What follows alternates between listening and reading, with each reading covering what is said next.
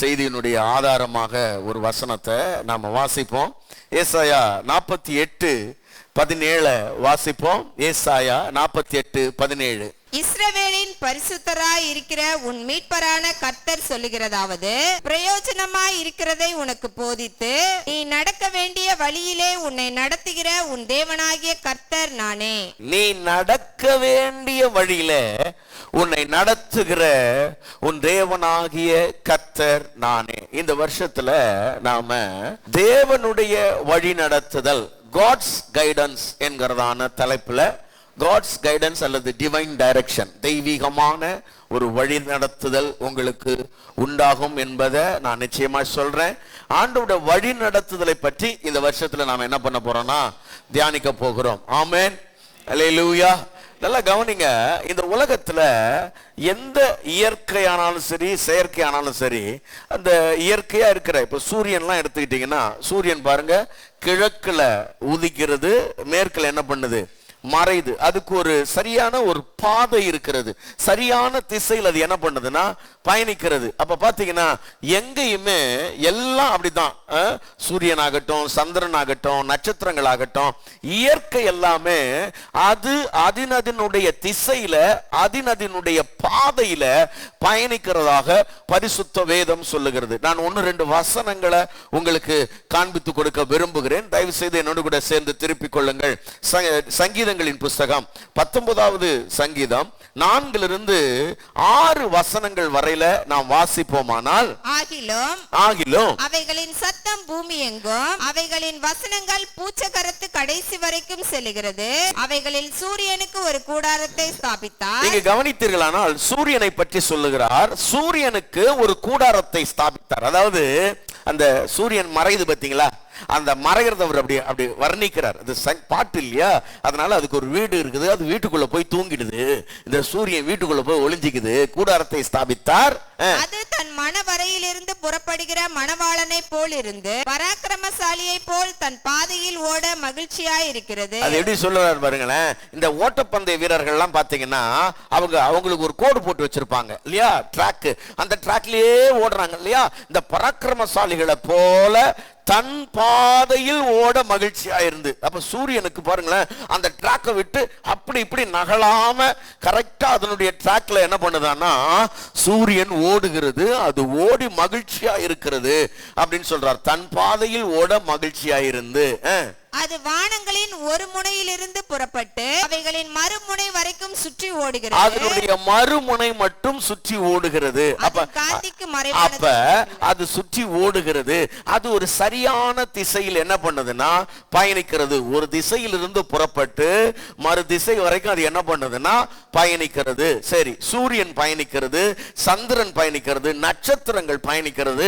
தயவு செய்து சில வசனங்களை வாசிக்கிறீங்களா? நம்ம வாசிக்க கேட்ட வேத பகுதி யோபின் புஸ்தகம் இருக்கு இல்லையா, அங்க நீங்க பாத்தீங்கன்னா யோபின் புஸ்தகம் 38ஆம் அதிகாரத்துல 8-11 வசனங்கள் வரைக்கும். இப்ப 11 மட்டும் படிங்க. இங்க பாருங்களேன், அங்க 11ல சமுத்திரம் இருக்கு இல்லையா, சமுத்திரத்தை அது ஆழங்கள்ல இருந்து உற்பத்தியாகி அதுக்கு ஒரு எல்லையை குறிச்சு இம்மட்டும் வா மிஞ்சி வராதுன்னு சமுத்திரத்தை அதனுடைய திசையில பயணிக்க செய்யறாராம். 11வது வசனம், இம்மட்டும் வா மிஞ்சி வராதே, அலைகளின் பெருமை இங்கே அடங்க கடவது என்று நான் சொல்லுகிற போதும் நீ எங்கே இருந்தாய். அப்ப நல்லா கவனிங்க, சமுத்திரத்தை அதனுடைய திசையில நடத்துகிறார். பிறகு 38ஆம் அதிகாரத்தின் 27வது வசனத்தை நீங்க வாசிச்சீங்கன்னா, வெள்ளத்துக்கு நீர்க்கால்களையும் இடி முழக்கங்களோடு வரும் மின்னலுக்கு வழிகளையும் பாருங்களேன். மின்னல்கள் கூட அதனுடைய வழியில் தான் பயணிக்கிறதா. நட்சத்திரங்களை அவைகளை கவனிங்க, எத்தனையோ கோடிக்கணக்கான நட்சத்திரங்கள் என்ன பண்ணுதுன்னா இந்த ஆகாய மண்டலத்தில் உலாவுகிறது. அவைகள் அது அதனுடைய திசையில இவர் பயணிக்க செய்கிறார். ஆமென் சொல்லுங்க பார்க்கலாம். அவைகளை பேரிட்டு அழைக்கிறார். அவைகள் ஒன்றும் தன் திசையிலிருந்து விலகாம சரியான பாதையில பயணிக்க ஆண்டவர் அவைகளுக்கு கட்டளையிட்டு இருக்கிறார். வாசிங்க பார்க்கலாம். 38ஆம் அதிகாரம் 32வது வசனத்தை நீங்க வாசிச்சீங்கன்னா, ராசிகளை அதினதின் காலத்திலே வர பண்ணுவாயோ. ராசினா நட்சத்திரம் அர்த்தம். ராசினா நட்சத்திரம். படிங்க. சக்கர நட்சத்திரத்தையும் அதை சேர்ந்த நட்சத்திரங்களையும் வழி நடத்துவாய். நீ அதெல்லாம் வழி, அவர் கேட்கிறார், நீ அதெல்லாம் வழி நடத்துறியா? நான் வழி நடத்துறேன்னு சொல்றார். அவை அதுக்கு ஒரு வழி அது சொல்றார். அப்ப கவனிங்க, இந்த உலகத்துல மழையை உண்டாக்குறாராம். இந்த மழையை, இந்த நீர்த்துளிகளை, இங்க இருக்கிற தண்ணிய அணுக்களாக அதை ஏறி வர பண்ணி மேகங்கள் அவைகளை கட்டி, அப்ப எல்லாவற்றையும் கர்த்தர் என்ன பண்றாருன்னா ஒவ்வொரு திசையில பயணிக்க செய்கிறார். நல்லா கவனிங்க, காற்ற ஒரு திசையில பயணிக்க செய்கிறார், சூரியன் சந்திரனை ஒரு திசையில பயணிக்க செய்கிறார், நட்சத்திரங்களை அவைகளுடைய திசைகள்ல பயணிக்க செய்கிறார். இதுல சாலமோன் ஞானி சொல்றாரு, அந்த நாட்கள்ல அவர் எழுதும் பொழுது அவருக்கு ஆச்சரியமான சில காரியத்தை பற்றி எழுதும் பொழுது நீதிமொழிகள் 30ஆம் அதிகாரம் 19வது வசனத்தை பற்றி அவர் ஒரு காரியத்தை சொல்றார். தயவு செய்து அதை வாசிக்கலாம். ஆகாயத்தில் கழுகினுடைய வழியோ. நல்லா கவனிங்க, அவர் சொல்றாரு, எனக்கு ரொம்ப ஆச்சரியமா நான் வியக்கக்கூடிய காரியங்கள் 4 இருக்குது. நான் ரொம்ப பார்த்து பிரமிக்கிற விஷயங்கள் 4 இருக்குது. ஆகாயத்தில் கழுகினுடைய வழி. அன்னைக்கு பாருங்க, அன்னைக்கு ஒருவேளை விமானம் இருந்திருந்தா சாலமன் கண்டிப்பா பிளைட் எழுதியிருப்பாரு. ஆகாயத்தில் மேகத்துக்கு மேல ஒரு குறிப்பிட்ட அடி உயரத்துக்கு மேல போயிட்டோம்னா எப்படி டிராவல் பண்றதுன்னே தெரியாது. ஆனா ஆகாயத்தில் கழுகினுடைய வழி, ஆகாயத்தில் கழுகினுடைய வழின்றார். ஆச்சரியமா இருக்குது. கவனிங்க, உங்களுக்கு தெரியுமா, போன மாசத்துல ஒரு ஃப்ளைட்டு ஆப்கானிஸ்தானா ஏதோ ஒரு நாட்டில இருந்து புறப்பட்டு உள்ள பைலட் தூங்கிட்டாங்க. தெரியுமா உங்களுக்கு? கேள்விப்பட்டீங்களா? போன மாசம் பைலட் தூங்கிட்டாரு. அது வேற ஒரு நாட்டுக்கு போயிடுச்சு. ஆட்டோ பைலட் மோட்ல போட்டு அவர் தூங்கிட்டு இருக்கிறாரு. 20 நிமிஷம் தூங்கிட்டாரு. அந்த பாவம் குழந்தைய பாத்துக்கிறதுனால சொல்லியிருக்கிறார். ரீசன் சொல்றாரு, வீட்டுல குழந்தைய பாத்துக்கணும் சார், அதனால தூங்கிட்டேன். அது வேற ஒரு தேசத்துக்கு போயிடுச்சு. பாருங்க, வானமண்டலங்கள்ல பறக்கிற விமானங்கள் கொஞ்சம் தான் டைரக்ஷன் மாறினா கூட, கொஞ்சம் டைரக்ஷன் மாறிச்சுனா கூட அது வேற ஒரு நாட்டுக்கு போய் லேண்ட் ஆகுறதுக்கு அந்த பிளைட் என்ன பண்ணுதுன்னா போயிடுது. அப்ப அதுக்கு ஒரு வழி ஆகாயத்துல. நீங்க பாருங்க, சில நேரங்கள் இப்ப அதுக்கெல்லாம் இந்த ஆப்லாம் இருக்குது. நீங்க இங்க பாக்குறீங்கல்ல டிராபிக் ஜாம், இதை விட பெரிய டிராபிக் ஜாம்லாம் அங்க ஆகுது. இப்போ நீங்க அதெல்லாம் பார்க்கலாம். ஏரோப்ளேனோட ஆப் எல்லாம் பார்த்தீங்கன்னா எவ்வளோ ஏரோப்ளேன் சர்ன்னு பறந்துக்கிட்டே இருக்குது. அங்க அவைகளுக்கெல்லாம் அவைகளை அதனுடைய திசையில அதனுடைய வழிகளில் பயணிக்க வைக்கிறது ஆச்சரியமா இருக்குது. இதுல அவர் சொல்றாரு, கழுகனுடைய வழி, மேகத்துல பறக்கிற அந்த கழுகனுடைய வழி ஆச்சரியமா இருக்குதுன்றார். நான் யோசிக்கிறேன், நம்ம 6 அறிவு படிச்ச மனுஷனை 4 தெரு தள்ளி எடுத்துன்னு போய் விட்டா இவனுக்கு வர்றதுக்கே வழி தெரிய மாட்டேங்குது. போன் பண்ணி கேட்டு நேக்குறான், எங்க இருக்கிற, எந்த பஸ் ஏறினேன், இந்த பஸ் ஏறிட்டேன், இப்படி போகணுமா. இவனுக்கு இங்க இருந்து 10 தெரு தாண்டியே போயிட்டு வர்றதுக்கு வழி தெரியல. வேடந்தாங்களுக்கு எத்தனை பேர் போயிருக்கிறீங்க? போனதில்லை. நம்ம அதுக்கெல்லாம் போறோம். அதை போய் அவன் பார்த்துனுங்கிறதுன்றீங்களா? அங்க போனீங்கன்னா உலகத்தில் இருக்கக்கூடிய மிக அதிசயமான சில பறவை இனங்கள்லாம் சில நாட்கள் இந்த ஜூன் ஜூலை மாதங்கள்ல அங்க வரும். நேரம் கிடைச்சா போய் பாருங்க. அவைகள் சொல்றாங்க, ஆச்சரியமா இருக்குது. கிட்டத்தட்ட 6000-7000 கிலோமீட்டர் பயணப்பட்டு வருகிறது. 6000-7000 கிலோமீட்டரு பாருங்க. இன்னைக்கு இந்த வான்வழியில ரொம்ப பெரிய ஆபத்தான வான்வழின்னு எதை சொல்றாங்கன்னா, ஆஸ்திரேலியால இருந்து தென் அமெரிக்காவுக்கு பயணிக்கிற இந்த வான்வழி ரொம்ப ஆபத்தானதுன்னு சொல்றாங்க. ஏன்னா இடையில எங்கேயுமே நிப்பாட்ட முடியாது. 12000 கிலோமீட்டர் ஏக்தம் வண்டியை அங்க எடுத்தா, வண்டி என்னது ஃப்ளைட்டை எடுத்தா ஆஸ்திரேலியாலேயோ இல்லைன்னா இந்த தென் அமெரிக்காலேயோ எடுத்தா அதை தாண்டி வேற எங்கேயுமே இடையில என்ன இல்லைன்னா ஏர்போர்ட்டே கிடையாது. 12000 கிலோமீட்டர் ஏக்தம் போயிட்டே இருக்கணும். ரொம்ப ஆபத்து. வழியில என்ன ஆனாலும் சரி பசிபிக் கடல் வாயில போட்டுக்கும், அவ்வளோ பெரியும். அந்த மாதிரி ஒரு ஆபத்தான ஒரு ரூட்டு. அந்த ரூட்ல மனுஷங்க போறதுக்கே யோசிக்கிறாங்க. மற்ற ஏர்லைன்ஸ்லாம் ஃப்ளைட் அனுப்புறதுக்கு யோசிக்கிறாங்க. நான் சொல்றேன், ஒரு இவ்வளோ சேஃப்டி எல்லாம் வச்சுக்கிட்டு மனுஷன் பறக்கிறதுக்கே யோசிக்கிறான். 6000 கிலோமீட்டரு எதுவுமே இல்லாம இந்த பறவைகள் ஏதோ ஒரு குச்செல்லாம் பிடிச்சிக்கிட்டு பறந்து வந்துருமா பாருங்க. சில பறவைனங்கள்லாம் அந்த குச்சிலேயே இழைப்பாருமா. என்ன ஆச்சரியமா இருக்குது சில நேரங்கள்ல. இதெல்லாம் யோசிச்சு பார்த்தாலே பிரமிப்பா இருக்குது. அவைகளுக்கு என்ன, யாருங்க மேப் போட்டு கொடுத்தது? கூகுள் மேப்பே சில நேரத்தில் தப்பாயிடுது. சோத்திரம். அவனை நம்பி நான் ஒரு நாள் போய் வேளச்சேரிக்குள்ள சிக்கி, அவன் பாருங்க, நான் போட்ட ரோடு அது அங்கிருந்து 3 பக்கத்து தான் அது. ஆனா அது 3 கிலோமீட்டர் சுத்தி போனோம். இப்படி அனுப்பிடுச்சு என்ன மீட்டிங்க்கு. ஆமா, அவனே தப்பு பண்ணிடுறான். இந்த பறவைகளை அப்படி சரியான திசையில வர்றதுக்கு கர்த்தர் அவ்வளவு ஞானம் கொடுத்திருக்கிறார். அதுக்கு தன் பாதை தெரிகிறது, தன் வழி தெரிகிறது, தன்னுடைய வீடு தெரிகிறது. பிரைஸ் காட், ஆமென், அல்லேலூயா. ஆமா, மல்கியா தீர்க்கதரிசன புஸ்தகத்துல அவர் சொல்றாரு, மாடு தன் எஜமானனை, கழுத தன்னுடைய முன்னனைய அது அறியும் அப்படின்றார். ஏசாயாலையும் அப்படி நீங்க வாசிக்க முடியும். பாருங்க, ஒரு ஆடு மாடு கழுதை கூட எங்கேயாவது மேய விட்டீங்கன்னா அதுக்கு போய் மேய்ஞ்சிட்டு கரெக்டா திரும்ப என்ன பண்ணுதுன்னா அதனுடைய ஸ்தானத்துக்கு, அதனுடைய இடத்திற்கு திரும்ப வந்து விடுகிறது. அதற்கு பாதையோ வழியோ மிகவும் துல்லியமாக தெரிகிறது. அருமையான தேவனுடைய பிள்ளை, அப்ப சாலமோன் சொல்ற மாதிரி ஆகாயத்தில் இருக்கிற கழுகினுடைய வழி, சமுத்திரத்துல நீங்க கடல்ல போனீங்கன்னு வச்சுங்களேன், குறிப்பிட்ட தூரம் வரைக்கும் தான் கடலுக்கு கரைலாம் தெரியும். கொஞ்சம் கரையை தாண்டி கொஞ்சம் உள்ள போயிட்டீங்கன்னா சுத்தி ஜலம். இதுல வழி எப்படிதான் கண்டுபிடிக்கிறான்னு தெரியல. சாலமோன் தான் எழுதுறாரு, சமுத்திரத்துல கப்பலுடைய வழி ஆச்சரியமானதுன்றாரு. சமுத்திரத்துல வழி ஆச்சரியமானது. நான் ஒரு காரியத்தை எப்படி அவர் மிஸ் பண்ணிட்டாருன்னு எனக்கு தெரியல. வனாந்தரத்துல வழி, நல்லா ஞாபகம் வச்சுங்க. வனாந்தரம், நம்ம ஊர்ல சில வனாந்தரங்கள் இருக்குது. நம்ம ஊர் வனாந்தரத்தையே நம்மளால போய் வழி கண்டுபிடிக்க முடியாது. இன்னும் வெளிநாடுகள் எல்லாம், அரபு நாடுகள் எல்லாம் இருக்கிற மாதிரியான வனாந்தரத்துக்கு எல்லாம் போய் எங்கேயாவது மாட்டினா அவ்வளவுதான், வரவே முடியாது. நீங்க நடக்க நடக்க நடக்க நடக்க சுத்தி மணல் காடு தான், வெறும் பாலைவனம் தான். எதையுமே பார்க்க முடியாது. நீங்க தண்ணியை பார்க்க முடியாது, மரத்தை பார்க்க முடியாது, வழியே தெரியாது. நீங்க வந்த வழியிலே சுத்தி சுத்தி நடந்து இருப்பீங்க.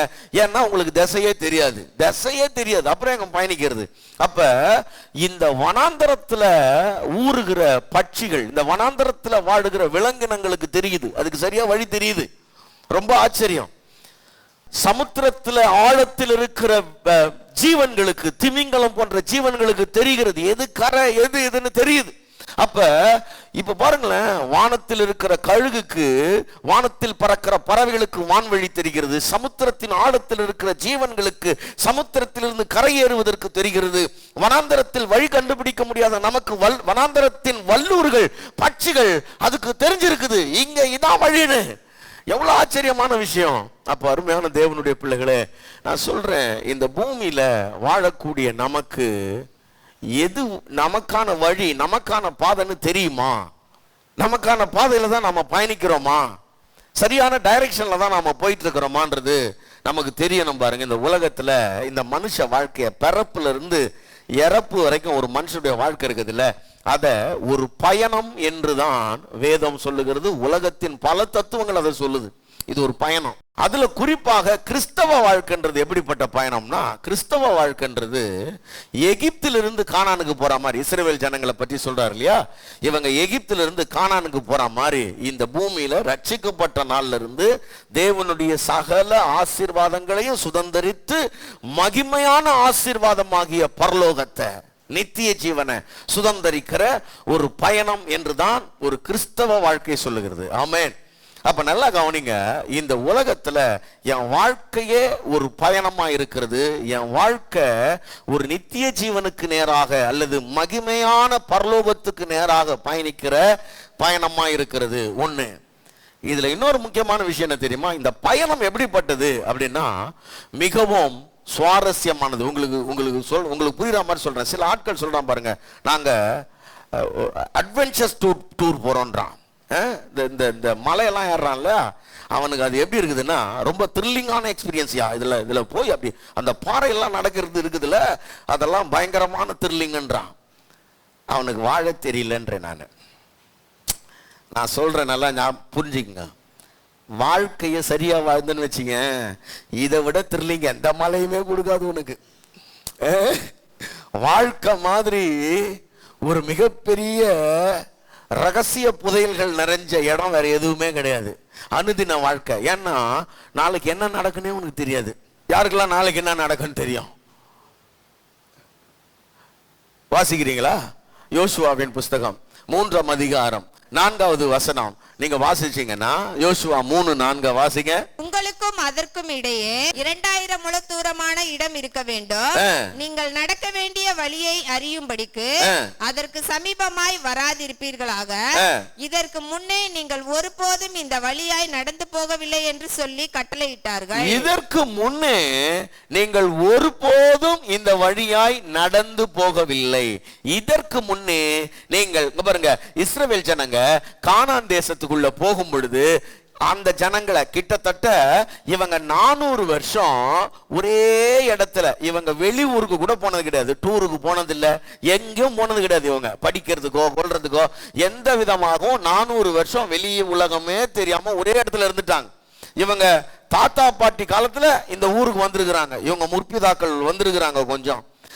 அதுக்கு முன்னாடி இவங்க 400 வருஷம் இவங்க எங்கேயுமே போனது கிடையாது. அதனால அந்த 400 + 40 440 வருஷம். இப்ப இவர் சொல்றாரு, நீங்க ஒரு நாள் கூட இந்த வழியா வந்ததில்லை, இந்த வழி உங்களுக்கு தெரியாது. அதனால இது எப்படிப்பட்ட வழினா ரொம்ப உங்களுக்கு புதுசு. எல்லாரும் சொல்லுங்க, நாளை தினம் எப்படிப்பட்டது? புதுசு. நாளைக்கு என்ன நடக்கும்ன்றதே தெரியாது, அப்படியே ஃபுல்லா சஸ்பென்ஸ். சிலருக்கு அப்படியே திக்கு திக்குன்னு இருக்குது, அதை நினைச்சாதான் பயமா இருக்குது. நாளைக்கு என்ன நடக்கும் நினைச்சாதான் ஒரே கஷ்டமா இருக்குது. அதான் லைஃப். அதை என்ஜாய் பண்ண ஆரம்பிச்சிட்டிங்கன்னா நீ மலையில இருந்து குதிக்கிறது, பனியில இருந்து சறுக்கிறது, இதெல்லாம் அதை விட ரொம்ப சுவாரஸ்யமானது. அல்லேலூயா. புரியலையா? ஆமா, நீ தலைகீழாவே குதி, கயிறு கட்டின்னு தொங்கு, மலையில ஆடு, அதெல்லாம் விடல. நாளைக்கு இந்த வாழ்க்கை எதையெல்லாம் உனக்காக வைத்திருக்கிறது என்று பார்க்கும் பொழுது உங்க இருதயம் அப்படியே பிரமிக்கும், அப்படியே பூரிக்கும், அப்படியே சந்தோஷப்படும். கவனிங்க, அந்த திக் அனுபவங்கள் இருக்குது இல்ல. அவர் சொல்றாரு, ஒரு நாள் நீ வந்ததே கிடையாது. அப்ப இந்த வாழ்க்கை பாதையில நம்மள யாரு சரியா நடத்துவா? இந்த பாதை நமக்கு தெரியாத பாதை, நமக்கு சத்தியமா தெரியாது, என்ன அடுத்தது இருக்குதுன்னே தெரியாது. சரியா? அப்ப இந்த பாதையில பயணிக்கணும், பயணிச்சுதான் ஆகணும், ஏன்னா இது ஒரு பயணம். அப்ப இந்த பாதையில என்னை யார் நடத்துவா? அது ரொம்ப ஆச்சரியம். ஏசாயா 41 அதிகாரம் 3வது வசனத்தை நீங்கள் வாசிப்பீர்களானால், ஏசாயா 41:3 வாசிங்கள் பார்க்கலாம்.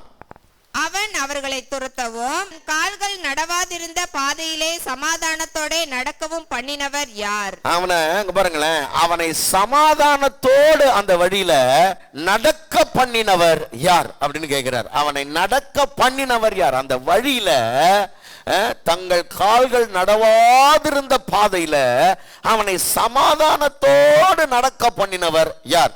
அவனுக்கு தெரியாத வழி, இதுவரைக்கும் நடந்ததே இல்லை. அப்ப அந்த வழியில அவனை நடத்தினது யார் அப்படின்னு ஒரு கேள்வி கேட்டு பின்னாடி அதுக்கு பதில் சொல்றாரு. அவன் நடக்காத வழியில அவனை நடத்தினவர் கர்த்தர்.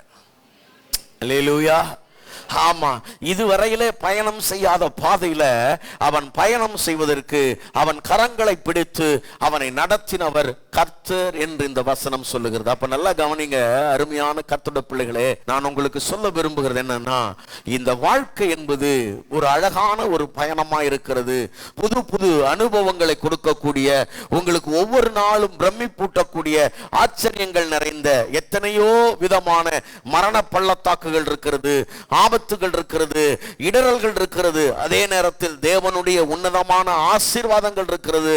இதையெல்லாம் தாண்டி ஆசீர்வாதத்தை நீங்கள் கடந்து போகக்கூடிய ஒரு விசேஷமான பாதையாய் இது இருக்கிறபடினால இந்த பாதையில நம்மை நடத்துறதுக்கு ஒருத்தர் தேவை. அல்லேலூயா. ஆமா, அப்ப இந்த பாதையில நம்மை நடத்துகிறதுக்கு ஒருத்தர் தேவை. அதைத்தான் நீங்க முதல்ல வாசிச்சீங்க. நீ நடக்க வேண்டிய வழியில உன்னை நடத்துகிற உன் தேவனாகிய கர்த்தர் நானே. நீ நடக்க வேண்டிய வழியில எது உன்னோட வழி, அதுல நீ எப்படி நடக்கிறது அப்படின்னு உன்னை கரம் பிடிச்சு நடத்துறதுக்கு ஒருத்தர் ஆயத்தமா இருக்கிறார். ஆமென். அப்ப நல்லா கவனிங்க, ஒரு புது இடத்துக்கு நீங்க டூர் போறீங்கன்னு வைங்களேன். அந்த டூர் போறீங்கன்னாலே அங்க உங்களுக்கு யார் தேவை? கட்டாயம் ஒரு கைடு தேவை, ஒரு வழிகாட்டி தேவை.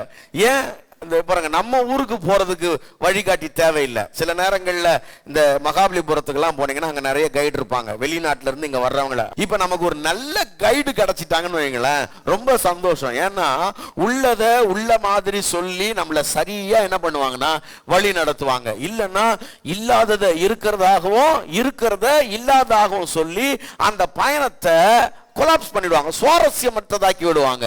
அப்ப ஒரு சரியான கைடு இருக்கும் போதுதான் அந்த பயணம் ரொம்ப சுவாரஸ்யமாய் மாறும். ஆமென். இந்த கைடு எதுக்காகனா, கவனிங்க, வெறும் பார்க்கிற இடங்களை பற்றி விவரிக்கிறதுக்கு மாத்திரம் இல்ல, நாம இருக்கிற தேசம் எப்படிப்பட்டது, இந்த தேசத்தின் சட்டங்கள் எப்படிப்பட்டது, இந்த தேசத்தினுடைய மக்கள் எப்படிப்பட்டவர்கள், இங்க இருக்கிற காலம் வரைக்கும் நாம இந்த டூரை முடிச்சிட்டு போற வரைக்கும் எப்படியெல்லாம் கண்ணும் கருத்துமா கவனமா நடந்து கொள்ள வேண்டும் என்று நமக்கு ஒவ்வொன்றையும் என்ன சொல்றது, ரொம்ப நுணுக்கமா துல்லியமா சொல்லி கொடுத்து நம்மளை வழி நடத்துறதுக்கு தான் கைடு. Price God. ஆமென். ஆமா, நம்ம பாருங்க, இப்ப நம்ம ஊர்ல ஒரு ஆபத்து அவசரத்துக்கு டக்குன்னு ஒரு பாத்ரூம் வந்து வைங்க, நம்மால் போற வழியிலேயே எங்கேயாவது வழியில நின்று போயிடுவான். அந்த மாதிரி அங்க போக முடியாது. வெளிநாட்டுக்கெல்லாம் எங்கேயாவது போனீங்கன்னா நிறுத்தியா கம்முன்னு இங்க போக கூடாது. ஆமா, அதுக்கு ஒரு இடம், அந்த மாதிரி பண்ணுவேன். அந்த மாதிரி சில சட்ட திட்டங்கள் இருக்குதுல்ல, இதை நமக்கு சொல்லி கொடுக்கறதுக்கு ஒரு கைடு தேவை. அப்ப இந்த பூமியில நமக்கு சரியான கைடா யாரால இருக்க முடியும்னா, நல்லா கவனிக்கணும், சரியான கைடா யாரால இருக்க முடியும்னா அந்த பாதையில சரியா கடந்து போன ஒருத்தரால, அந்த பாதையை வெற்றிகரமா ஓடி முடிச்ச ஒருத்தரால தான் இதுக்கு கைடாவே இருக்க முடியும். Praise God. ஆமென். ஒரு நல்ல வழிகாட்டியா யார் இருக்க முடியும்னா எல்லா வழியும் தெரிஞ்ச ஒருத்தர் தான் இருக்க முடியும். எத்தனை பேர் அதை விசுவாசிக்கிறீங்க? அப்ப நல்லா கவனிங்க, இப்ப இந்த உலகத்துல எந்த மனுஷனும் ஒரு சிறந்த கைடா இருக்கிறதுக்கு தகுதியானவர் இல்லை. ஏன்னா எல்லா மனுஷனுமே அவனுடைய வாழ்க்கையை வாழ்ந்துகிட்டு இருக்கிறான். அவனுக்கு நாளைய தினம் எதிர்பார்ப்போடு கூட தான் அவனுக்கு இருக்குது. Praise God. ஆமென். புரியுதா உங்களுக்கு? அப்ப இந்த வாழ்க்கையை வாழ்ந்து முடிச்சவர், இந்த உலகத்துல இருக்கிற எல்லா சோதனைகளையும் பார்த்தவர், சோதனைகளெல்லாம் ஜெயிச்சிட்டு, கவனிங்க, கடைசி சத்துருவாகிய மரணத்தையும் ஜெயித்து பிதாவோட வலது பார்சத்துல உட்கார்ந்து இன்னைக்கும் ஜீவனோட நான் உன்னை வழி நடத்துறேன்னு காத்துக்கிட்டு இருக்கிறாரு இந்த கர்த்தர். அவரை தவிர சிறந்த வழிகாட்டியா வேற யாருமே என்ன பண்ண முடியாது, இருக்க முடியாது. அல்லேலூயா. ஆமா, அவர் வழிகாட்டியா இருக்கிறாரு, அவர் வழி காட்டுறேன்னு சொல்றாரு, நான் உன்னை வழி நடத்துறேன்னு வாக்கு பண்றாரு. ஆனாலும் நாம அவருடைய வழி நடத்துதல பெற்றுக்கொள்ளாம நம்ம சுயமாவே போய் வாழ்க்கையில பல நேரங்கள்ல அவஸ்தைக்குள்ளாகிறோம், பல பிரச்சனைகளை சந்திக்கிறோம். அருமையான கர்த்தருடைய பிள்ளைகளே, இந்த செய்தியில நாம் அதைத்தான் கொஞ்சம் கவனமா பார்க்க போறோம். என்னன்னா, தேவனுடைய வழி நடத்துதல். உங்க வாழ்க்கையில ஒவ்வொரு ஸ்டெப்பு, அடுத்த ஸ்டெப்பு எடுத்து வைக்கும் பொழுது இல்ல, ஆண்டவர் இல்லாம அடுத்த ஸ்டெப் எடுத்து வைக்க மாட்டேன்ற ஒரு உன்னதமான அனுபவம் உங்களுக்கு இருக்கணும். இஸ்ரவேல் ஜனங்களை கர்த்தர் வழி நடத்தும் பொழுது ஆச்சரியமான ஒரு காரியத்தை சொன்னார். நம்ம நிறைய பார்க்க போறோம் இதுல. இந்த இஸ்ரவேல் ஜனங்க பாருங்களேன், வழி அப்படி போகும்போது என்ன நடக்கும்னா, 40 வருஷம் பயணம் இல்லையா? இந்த 40 வருஷ பயணத்துல இவங்களுக்கு முன்னாடி கர்த்தர் என்ன பண்றாருன்னா, இரவுல அக்கினி ஸ்தம்பத்தினாலையும் பகல்ல மேக ஸ்தம்பத்தினாலையும் இவங்களை என்ன பண்றாருன்னா வழி நடத்துறாரு. கவனிங்க, இந்த மேக ஸ்தம்பம் அந்த இடத்துல அப்படியே நின்னுச்சுன்னா அவங்க நிப்பாங்க. எவ்வளவு நாள் அந்த மேக ஸ்தம்பம் அப்படியே நின்னுச்சுனாலும் அப்படியே நிப்பாங்க. இந்த மேகஸ்தம்பம் எழும்புனா தான் அவங்க என்ன பண்ணுவாங்கன்னா எல்லாரும் புறப்படுறதுக்கு தயாராவாங்க. மேகஸ்தம்பமோ அக்னி ஸ்தம்பமோ புறப்படுதுன்னா இவங்களுக்கு தெரிஞ்சிடும் கர்த்தர் இப்ப நம்மள கிளம்ப சொல்றாரு. ஆகவே அவங்க அந்த மேகஸ்தம்பமோ அக்னி ஸ்தம்பமோ புறப்படாம, உடன்படிக்கை பெட்டி முன்னாடி செல்லாம இவங்க என்ன பண்றது இல்லைன்னா இவங்களுடைய பயணத்தை தொடர்கிறது இல்லை. எத்தனை நாள் ஆனாலும் அவங்க அங்கேயே இருக்கிறாங்க.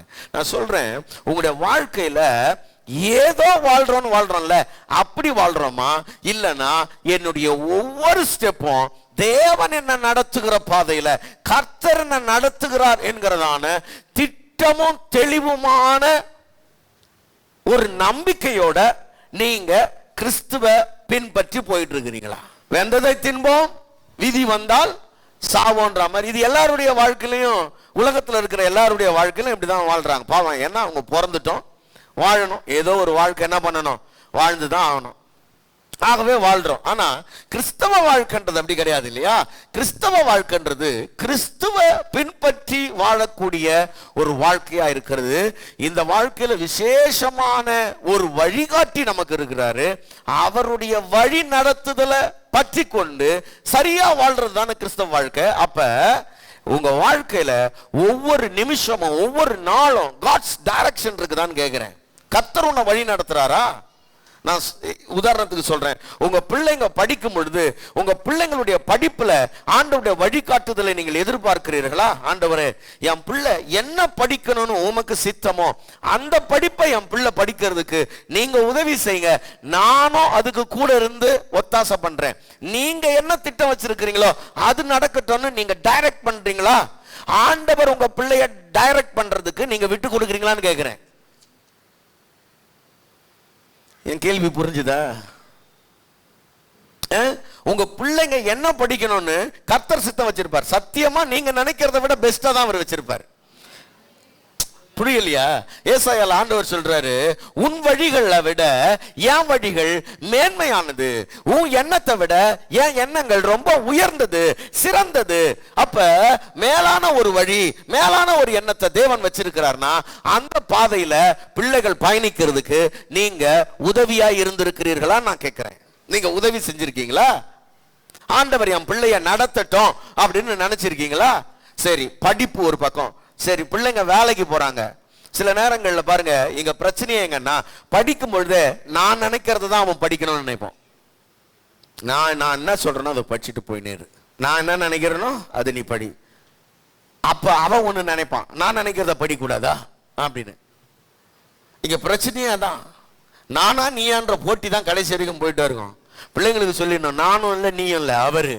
நானும் கிடையாது நீயும் கிடையாது, அவர் என்ன விரும்புறாரோ அதை செய்யறதுக்கு தான் உன் வாழ்க்கை அப்படின்னு சொல்லி கொடுக்கறது இல்ல. ரெண்டாவது பாருங்க, ரெண்டாவது ஒரு வேலைக்கு போறாங்க. அந்த வேலை கர்த்தர் அவங்களுக்குள்ள கொடுத்த ஆற்றல்களின் அடிப்படையிலான வேலையா? இந்த வேலை செய்யும்படிதான் கர்த்தர் அவங்களை உருவாக்கி இருக்கிறாரா? அவங்களுக்குள்ள விசேஷமான ஆற்றல்களையும் ஞானத்தையும் திறமையும் தேவன் கொடுத்திருக்கிறாரா? இதை செய்யும்படி தேவன் அவனுக்கு கட்டளையிட்டு இருக்கிறாரா? அந்த வழி நடத்தும்படியான ஒரு வேலையை நாம தெரிந்து கொள்றோமா? அப்படிதான் பிள்ளைங்களை நடத்துறோமா? இல்ல ஏதோ டெய்லி நமக்கு என்ன கிடைச்சா போதும், வயிற்றுக்கு கிடைச்சா போதும், ஒரு சம்பளம் ஏதோ ஒரு 20,000 30,000 கிடைச்சுதா அது செஞ்சுட்டு வாழ்க்கை என்ன பண்ணு அப்படியே ஓட்டு. எல்லாரும் அப்படிதான், கொஞ்சம் கொஞ்சமா அப்புறம் சேர்த்துக்கலாம் அப்படின்றோம். ஆனா அவனுக்கான வழி நடத்துதல் இதுதானான்னு நம்ம என்ன பண்றது இல்லைன்னா காண்பித்து கொடுக்கறது இல்லை. கவனிங்க, அதுக்கு பிறகு பிள்ளைகளுடைய ஒரு திருமண காரியங்கள் வருகிறது. இங்க திருமண காரியம் வரும்போது பிள்ளைகளுக்கான அது ஒரு எவ்வளவு ஒரு அற்புதமான ஒரு வாழ்க்கையில திருமணம்ன்றது. கர்த்தர் ஒரு நல்ல ஒரு லைஃப் பார்ட்னரை கர்த்தர் கொடுப்பார். ஏற்ற துணையை நான் உண்டாக்குவேன். எத்தனை பேர் அதை விசுவாசிக்கிறீங்க? சொல்லுங்க. நான் உண்டாக்குவேன், அவர் உண்டாக்குவார். நாம என்ன நினைக்கிறோம்னா நான் தான் உண்டாக்குவேன், உனக்கு எந்த பொண்ணு வேணும் நான் தான் பாப்பன்றோம். அவன் என்ன சொல்றான்? நான் பாத்துக்கிறேன்றான். பெற்றவங்க நாம என்ன சொல்றோம்? நான் பாக்குறேன்றோம். அவன் என்ன சொல்றான்? நீங்க கஷ்டப்படாதீங்க, நான் பாத்துக்கிறேன்றோம். அப்ப இங்க தான் சொல்லி கொடுக்கணும், நானும் தப்பு நீயும் தப்பு, அவர் தான் சரி. அல்லேலூயா. என் எண்ணத்துக்கும் வராத, உன் எண்ணத்துக்கும் போயிடாத. உனக்கு இதுல இது நீ போகாத பாதை, இது நீ போகாத பாதைப்பா, வழி தெரியாது உனக்கு. அப்ப இதுல சரியானதை சூஸ் பண்றதுக்கு ஒருத்தரை நீ டிபெண்ட் பண்ணி இருக்க வேண்டியது அவசியம். ஒருத்தரை சார்ந்து கொள்ளணும். நமக்கு ஒரு பெரிய வழிகாட்டி இருக்கிறார், தி பெஸ்ட் கவுன்சிலர் இருக்கிறாரு, தி பெஸ்ட் கைடு இருக்கிறார். அவரை பிடிச்சுக்கோ. உன் வாழ்க்கையில உனக்கான பெஸ்ட் கர்த்தர் தருவார். உனக்கான மிக சிறந்ததை ஆண்டவர் உனக்கு தருவார். நான் பாருங்களேன், எனக்கு எது பெஸ்ட்னு நான் பாக்குறேனோல அது இன்னைக்கு என் கண்களுக்கு பெஸ்டா தெரியும்ல, ஆனா ஒரு காலத்துல அது ஒஸ்டா மாறிடும். எனக்கு பெஸ்டா தெரியறதெல்லாம் ஒரு காலத்துல ஒஸ்டா இருக்கும், ஒரு காலத்துல வேஸ்டா இருக்கும். அப்ப தி பெஸ்ட் எதுன்னு என்னை முழுவதுமாய் அறிந்தவர், என் நன்மையை நாடுகிறவர், என்னை தாயை விட தகப்பனை விட அதிகமாய் நேசிக்கக்கூடிய ஒருத்தர், அவரால் மட்டும்தான் எனக்கான சிறந்ததை தர முடியும் அப்படின்னு நாம பிள்ளைகளை கைட் பண்றோமா? உங்க பிள்ளைகளை நீங்க அப்படி கைட் பண்றீங்களா? அப்ப நமக்கு ஒரு வழிகாட்டி இருக்கிறாரு. அவர் காட்டுற திசையில தான் நாம பயணிக்கணும்னு நமக்கு தெரிஞ்சாதான் பிறகு நாம் அதை நம்ம பிள்ளைகளுக்கும் என்ன பண்ணுவோம்னா சொல்லி கொடுப்போம். கவனிங்க, அப்போ படிக்கிறது, வேலை, கல்யாணம் மாத்திரம் இல்ல, எந்த காரியமா இருந்தாலும் அதுல ஆண்டவருடைய ஆலோசனையும் வழி நடத்தலும் பெற்றுக்கொண்டு, சின்ன காரியமோ பெரிய காரியமோ, அது ஒரு வீடு மாறுறதா இருந்தா கூட, சாதாரணமா சில நேரத்தில் இந்த இடத்துல இருந்து இன்னொரு இடத்துக்கு போறதா இருந்தா கூட, இது என்ன கர்த்தர் நடத்துறாரா அப்படின்ற ஒரு நடத்துதலோட தேவனுடைய டைரக்ஷன்ல நீங்க பயணிக்கிறீர்களா என்பதை தயவு செய்து நீங்கள் சிந்தித்து பாருங்கள். பல நேரங்கள்ல பாருங்களேன், அன்னையிலிருந்து இன்னைக்கு வரைக்கும் இந்த உலகத்துல தேவனால் படைக்கப்பட்ட சூரியன், சந்திரன், நட்சத்திரம், இயற்கை, இப்ப நான் சொன்ன கொஞ்ச நேரத்துக்கு முன்னாடி சொன்னேன், எல்லாம் அது அதனுடைய திசையிலே தான் பயணிக்கிறது. ஆனால் மனிதர்களாகிய நாம மட்டும்தான் தேவனுடைய டைரக்ஷன்ல இருந்து நாம விலகிறோம். தேவனுடைய டைரக்ஷன்ல இருந்து நாம விலகி நாம என்ன பண்ணிட்டோம்னா வேற பாதையில போயிட்டே இருக்கிறோம். நமக்கு எது சரின்னு தோணுதோ அதை செஞ்சுக்கிட்டே இருக்கிறோம். இல்லை, அது ரொம்ப ஆபத்தானது. நமக்கு எது சரின்னு தோணுதோ அந்த பாதையில் போகிறது இருக்குல்ல, ரொம்ப பிரச்சனைக்குரியது. அது வாசிக்கலாம், 2-3 வசனங்களை நான் வாசிக்க விரும்புகிறேன். சங்கீதம் 53:3, ஏசாயா 53:6, ரெண்டுமே 53. சங்கீதம் 53:3, ஏசாயா 53:6. வேகமா படிக்கலாம். அவர்கள் எல்லாரும் வழி விலகி, நல்லா கவனிங்க, அவர் சொல்றாரு அவர்கள் எல்லாரும் உலகத்தில் இருக்கிற எல்லா மனுஷனும், நம்மள எல்லாரையும் சேர்த்து சொல்றாரு, அவர்கள் எல்லாரும் வழி விலகிட்டான். அவனுக்கான பாதை தெரியல. கவனிங்க, நமக்கு பிரச்சனை என்ன தெரியுமா? 2 பிரச்சனை. ஒன்னு, நமக்கு எல்லாம் தெரியும் நினைக்கிறது. 2, நாம வழி விலகிட்டோம்னு சொன்னா கூட அப்புறம் அதை நம்பாம இருக்கிறது. ஒன்னு, எல்லாம் தெரியும் நினைக்கிறது. எல்லாம் தெரியும் நினைக்கிறது ஒரு பெரிய பிரச்சனை. நல்லா கவனிங்க, எல்லாம் தெரியும் நினைச்சுக்கின்னு எங்கேயாவது என்ன பண்ணிடுறதுன்னா போயிடுறது, எங்கேயாவது போயிடுறது, வழி விலகியாச்சு. இப்ப வழி விலகிட்ட பிறகு, வழி விலகிட்டா என்ன பண்ணணும் பாருங்க. சின்ன வயசுல ரொம்ப ஒரு 6-7 வயசுல எங்க அப்பா எனக்கு சொல்லி கொடுக்குறாரு. என்ன சொல்லி கொடுக்குறாருன்னா, வீட்டு விலாசம் சொல்லி கொடுக்குறாரு. இதான் நம்ம வீட்டு அட்ரஸ். எங்கேயாவது உனக்கு வழி தெரிலனா யார்கிட்டயாவது இந்த அட்ரஸை சொல்லு, இதுதான் நம்ம வீட்டு அட்ரஸ். ஆமாம், நம்பர் 183, 2வது தெரு, அஜிஸ் நகர், தண்டையார்பேட்டை, இதுதான் அட்ரஸ், இதை சொல்லு அப்படின்னு அவர் சொல்லி மனப்பாடம் பண்றாரு. ஏன்னா ஃபோன் நம்பர்லாம் கிடையாதுல்ல. அப்போ இதை சொல்லி கொடுக்குறாரு பாருங்க. சொல்லி கொடுத்தா மைண்ட்ல பதிஞ்சிருச்சு. பிறகு ஒரு 10 வயசு, இப்போ யாருக்கெல்லாம் இங்கே 10 வயசு 10 வயசு ஆனவங்களாம் யாராவது இருக்கீங்களா? கை தூக்கி காட்டுங்க. அவனுக்கு 10 வயசு ஆயிடுச்சு. பாருங்க, நான் எங்கள் அம்மாவை ஹாஸ்பிட்டலில் சேர்த்துனாங்க. எனக்கு 10 வயசு. 10 வயசில் என்ன பண்ணுறாரு, எங்கள் அப்பா பஸ்ஸில் அனுப்பிடுறாரு. இந்த 44 ஏறி பஸ் ஏறி இங்கே நம்ம ஸ்டான்லி ஹாஸ்பிட்டலுக்கு வரணும். அங்கே போய் நடந்து உள்ளே போய் வார்டில் அவங்களுக்கு சாப்பாடெலாம் கொடுத்துட்டு மறுபடியும் நான் வந்து பஸ் ஏறி நான் வீட்டுக்கு வந்துடுவேன். டிக்கெட் எடுத்துக்குவேன். இதில் வேறு. ஸோ 10 வயசுலேயே இதை பயிற்சி வைக்கிறாரு. அதுக்கப்புறம் சொல்கிறாரு, எங்கேயாவது வெளியில் எங்கேயாவது திடீர்னு போயிட்டேன், யாராவது உனக்கு கடத்தின்னு போயிட்டாங்கன்னா, அவர் சொல்றாரு, என்ன சொல்றாருன்னா, அவர் சொல்லி கொடுக்குறாரு, அவருக்கு தெரிஞ்சதை ஏதோ சொல்றாரு பாரு. எங்க சூரியன் உதிக்குதோ பாரு சொல்றாரு அவரு. சூரியன் உதிக்கிற திசையை நோக்கி நடந்துக்கினே இருந்தனா கடல் வந்துடும். சூரியன் உதிக்கிற திசையை பார்த்து நடந்துக்கினே இருந்தா என்ன வருமா? அவருக்கு தெரிஞ்சதை சொல்றாரு, கடல் வந்துடும். கடல் வந்துச்சுன்னா அப்புறம் அங்கேருந்து கேட்டுக்கிட்டு நீ வந்துடலாம் கொஞ்சம் கொஞ்சமா, இந்த ஏரியா பக்கம் வந்துட்டுன்னா உன்னை இந்த அட்ரஸ் சொல்லிட்டேன்னா கூட்டின்னு வந்துடுவாங்கன்றாரு. அப்போ ஏதோ அவருக்கு தெரிஞ்ச விதத்தில் அவர் என்ன பண்றாருன்னா கைட் பண்றாரு. நான் சொல்றேன், இந்த மாதிரி இங்க பாருங்களேன், இது ஒரு பேரண்டா ஏதோ ஒரு விதத்தில் கைட் பண்றாங்கல்ல.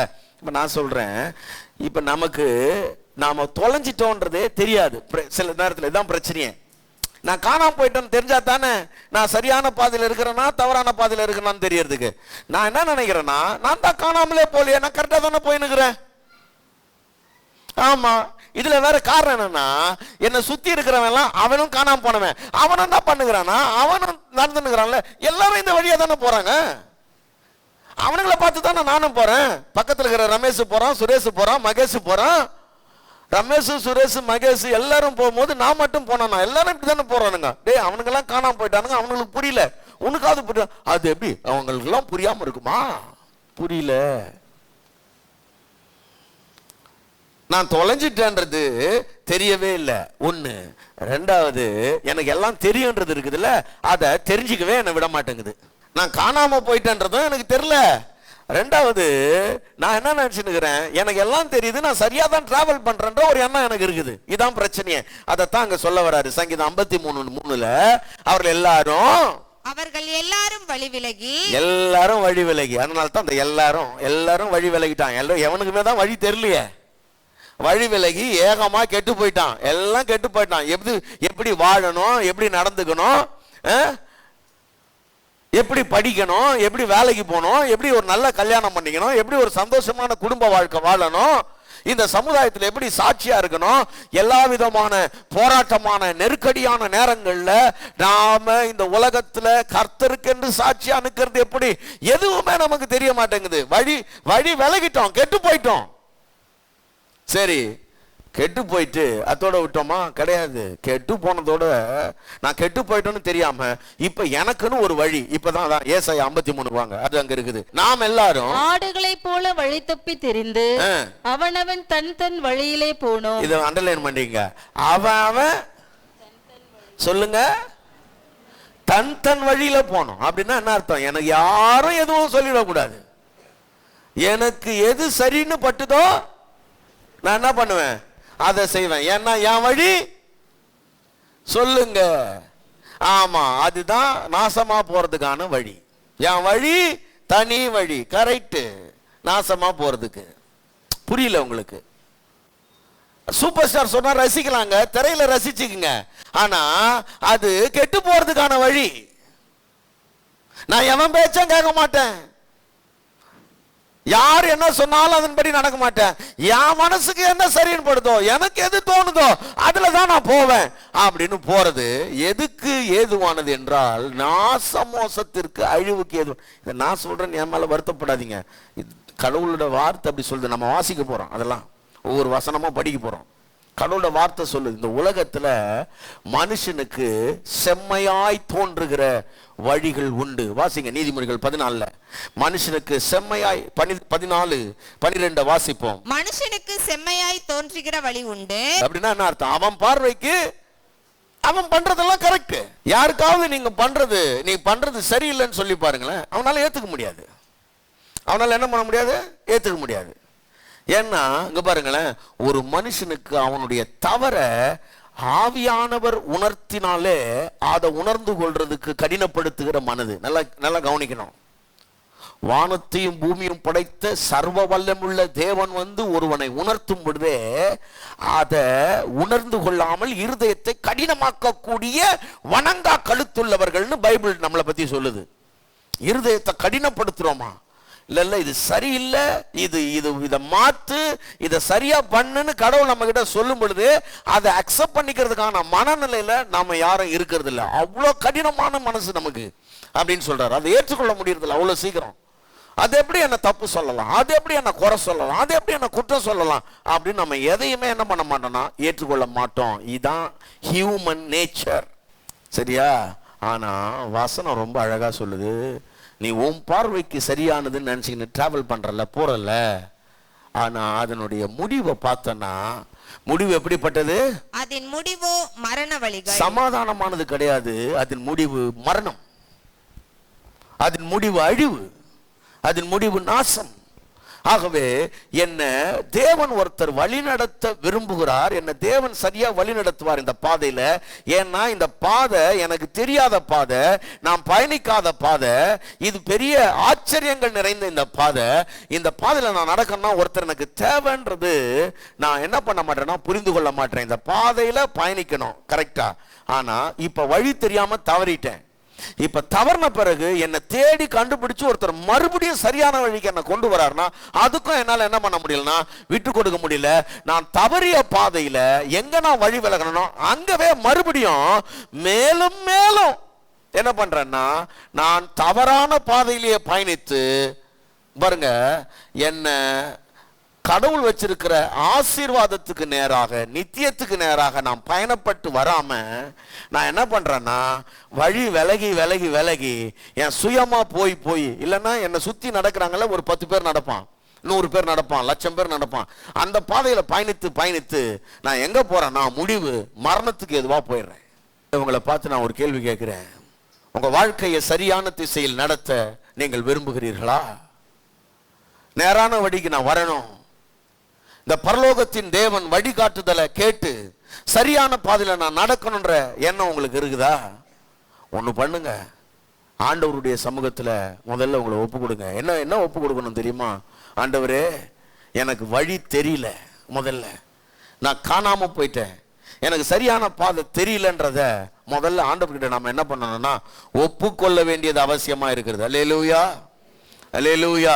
ஆகவே பாருங்க, இந்த சரியான பாதையை கண்டுபிடிச்சு இந்த சரியான பாதையில நடக்கிறது எப்படி அப்படின்றதான் இனி வருகிற காலத்துல நான் பேச போறேன். உங்களுக்கான பாதை இது, உங்களுக்கான பயணம். ஒவ்வொரு நாளும், ஒவ்வொரு வாரமும், ஒவ்வொரு மாதமும் நீங்க எடுத்து வைக்கிற ஒவ்வொரு அடியும் உங்கள் பயணமானது தேவனுடைய வழிகாட்டுதலின்படிதான் இருக்கிறதா, தேவனுடைய திசையின்படிதான் இருக்கிறதா என்பதை நீங்க பார்த்துக் கொள்ளுங்க. நல்ல கவனிங்க.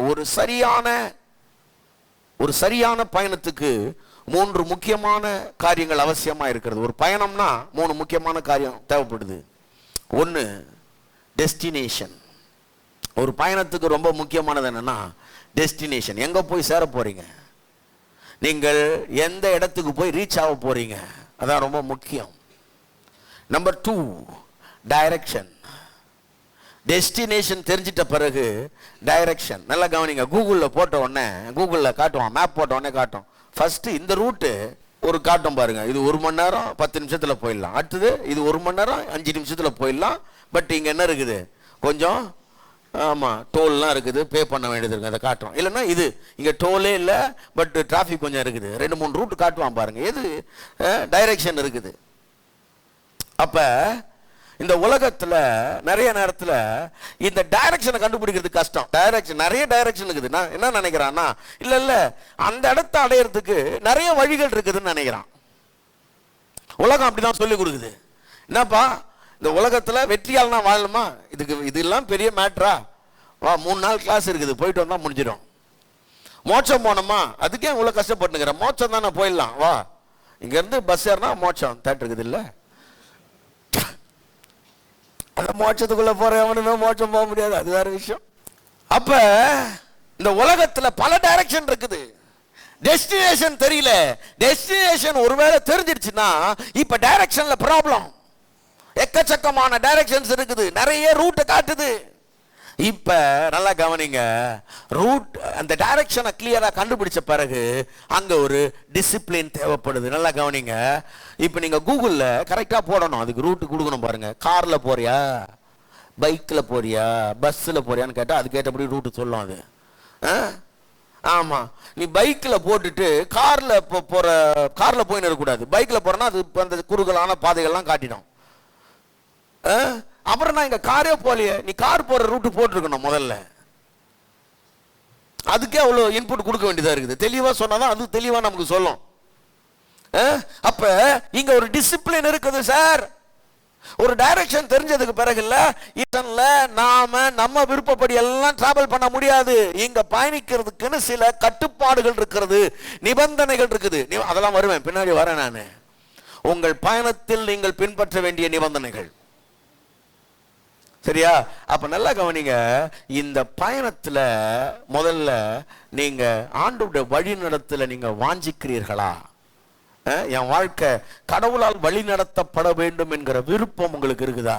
இல்ல நான் எப்படியாவது வாழ்ந்துட்டு போறேங்க அப்படின்னா நீங்க வாழலாம், ஒன்றும் தப்பு கிடையாது. ஆனா நான் சொல்றேன், அதனுடைய விளைவுகள் எல்லாம் நீங்க பாத்தீங்கன்னா ரொம்ப பெரிய ஏமாற்றங்களும், ரொம்ப பெரிய வேதனைகளும், மிகப்பெரிய நஷ்டங்களும், ஆபத்துகளும், தீங்குகளும் அதுக்கு பின்னாடி இருக்குது அப்படின்றதையும் நீங்க மறந்துடாதீங்க. ஏன்னா அதெல்லாம் வேதத்துல இருந்து நான் உங்களுக்கு ஒவ்வொன்றா எடுத்து காண்பிக்க விரும்புகிறேன். இந்த நாள்ல அதைத்தான் பார்க்க போறோம். ஏன் தேவனுடைய வழி நடத்துதல் அவசியமானது? why it is necessary? ஏன் அது நமக்கு அவசியம்? தேவனுடைய வழிகாட்டுதல் ஏன் நமக்கு அவசியம் என்பதை பற்றி ஒரு 2-3 வாரம் பேச போறேன். அதுல இன்னைக்கு கவனிங்க, இன்னைக்கு என்ன சொல்றேன்னா, உங்க வழியை சிந்திச்சு பாருங்க. உங்க வழியை சிந்திச்சு பாருங்க. வாசிங்க நீதிமொழிகள். மனுஷனுடைய வழிகள் கர்த்தரின் கண்களுக்கு முன்பாக இருக்கிறது. மனுஷனுடைய வழிகள் கர்த்தருடைய கண்களுக்கு முன்பாக இருக்கிறது. அவனுடைய வழிகள் எல்லாவற்றையும் அவர் சீர்தூக்கி பார்க்கிறார். அவனுடைய வழிகள் எல்லாவற்றையும் அவர் சீர்தூக்கி பார்க்கிறார். இது என்னன்னா நீதிமொழிகள் 5:21 இல்லம்மா? பாருங்க, எல்லா வழியும், நம்ம எல்லாருடைய வழியும் யாருக்கு முன்னாடி இருக்குதுன்னா கர்த்தருக்கு முன்பாக இருக்கிறது. நம்ம ஒவ்வொருத்தரும் நடக்கிற பாதைகள் அவர் அறிவார். நீங்க ஓடிக்கிட்டு இருக்கிற இந்த ஓட்டத்தை எல்லாம் அவர் அறிவார். இது அவர் சீர்தூக்கி பார்க்கிறார். நம்ம சரியான டைரக்ஷன்ல போறோமா இல்லையான்னு அவர் பார்க்கிறாரு. அப்ப ஞானி சொல்றாரு, அந்த வழிய அவன் சிந்தித்துக் கொள்வது நல்லது. 14:8 தன் வழியை சிந்தித்துக் கொள்வது விவேகியின் ஞானம். நல்லா கவனிங்க, ஒரு மனுஷனுக்கு நான் போற பாதை சரியா தான் போறேனா இல்லையா என்பதை பற்றிய ஒரு சிந்தனை ஒவ்வொரு மனிதனுக்கும் அவசியமா இருக்கிறது. நான் எடுத்து வைக்கிற ஒவ்வொரு அடியும் தேவனுடைய விருப்பப்படி தான் எடுத்து வைக்கிறேனா இல்லையா என்பதை நாம் இன்றைக்கு புரிந்து கொள்ள வேண்டும். அருமையான தேவனுடைய பிள்ளைகளே, நாம் இன்னைக்கு மனுஷங்க, ஏராளமான மனுஷங்க அவங்க தன் வழியில போயிட்டாங்க. ஆனா கர்த்தர் நமக்கு கொடுக்கிற ஆலோசனை என்ன தெரியுமா? நீதிமொழிகள் 3ஆம் அதிகாரம் 5-6 வசனங்களை நீங்க வாசிப்பீர்களானால், நீ உன் சுய புத்தியின் மேல் சாயாமல், நீ உன் சுய புத்தியில சாயாத, எல்லாத்துக்கும் உன் அறிவை சார்ந்து இருக்காத. அறிவு பல நேரங்கள்ல உன்னை தப்பா கைட் பண்ணும். உன் அறிவு தான், உன் மூளை தான், உன் புத்தி தான், ஆனா உன்னை தப்பா கைட் பண்ணும். உன்னுடைய மாம்சமும் உன்னுடைய உணர்ச்சிகளும் சொல்றத பல நேரத்துல கேட்டு செஞ்சிடாத. உன் மாம்சமும் மனதும் விரும்பினவளை கேட்டு செய்வது சில நேரங்கள்ல ஆபத்தா முடியும். அப்ப இந்த மாம்சமும் மனதும் சொல்றத நிறுத்திட்டு கொஞ்சம் நிதானிச்சு தேவனுடைய சத்தத்தை கேட்பதற்கு நாம் பழகி கொள்ள வேண்டியது அவசியம். காட்ஸ் டைரக்ஷன், தேவனுடைய வழி நடத்துதல். ஐயா, அது எப்படியா கேட்கறது? கேளுங்க. சின்ன வயசுல பிளாக் அண்ட் ஒயிட் டிவி வச்சிருக்கிறீங்களா? நீங்க யாராவது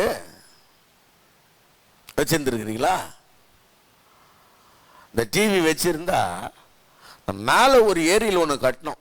அதை கட்டிட்டு அதுலவே 2 சேனல் தான் வரும், இந்த பொதிகையும் டிடியும். அதுல வேற அதை கட்டிட்டு சில நேரத்தில் எங்கேயாவது காத்தடிச்சா அந்த ஏரியில் வேற திரும்பினோம் கோணிக்கு, அந்த அலுமினியத்தில். அது வேற.